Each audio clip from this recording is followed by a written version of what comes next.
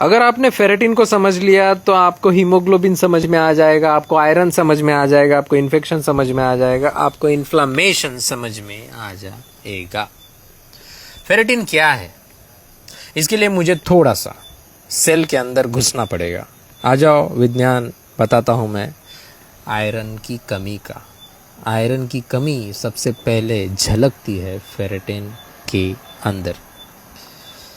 देखो, जब भी आयरन आप खाते हो, एलिमेंटल हो, चिलेटेड हो, खाने में हो, कुछ भी हो, Fe3+ होता है जनरली, जो कि प्लांट बेसिस से आता है। हम खाते हैं विटामिन सी, नींबू वगैरह डाल के, Fe3+ से Fe2+ होता है, या फिर हमारा स्टमक का एसिड इसको Fe2+ करता है। Fe2+ डाइवैलेंट मेटल ट्रांसपोर्टर 1 के थ्रू गट के अंदर से सेल में जाता है, वहाँ पे रुकता है थोड़ी देर। वहाँ पे फेरोप्रोटीन नाम का एक और गेट होता है जो कि इसकी याद करता है कि भैया आएगा कि नहीं आएगा तू।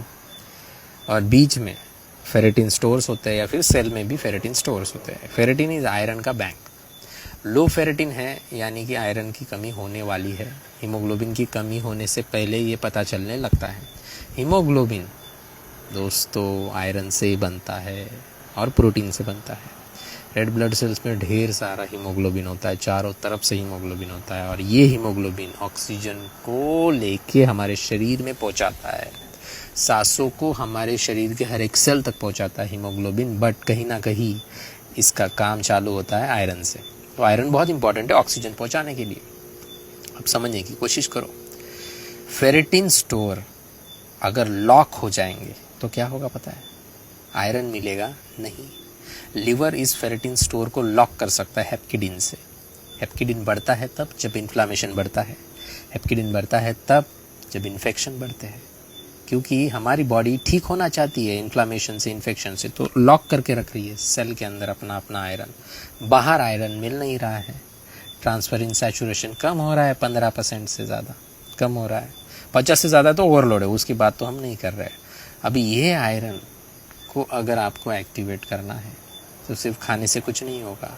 जो भी 90% आयरन है आपके शरीर में, वो रेड ब्लड सेल का ही रिसाइकलिंग होके आ रहा है। आपको पूरे शरीर को बढ़िया करना पड़ेगा, इन्फ्लामेशन को कम करना पड़ेगा, और रूट कॉज फाइंड आउट करना पड़ेगा आयरन डिफिशियंसी का। स्प्लीन और लीवर सही है या नहीं है ये देखना पड़ेगा।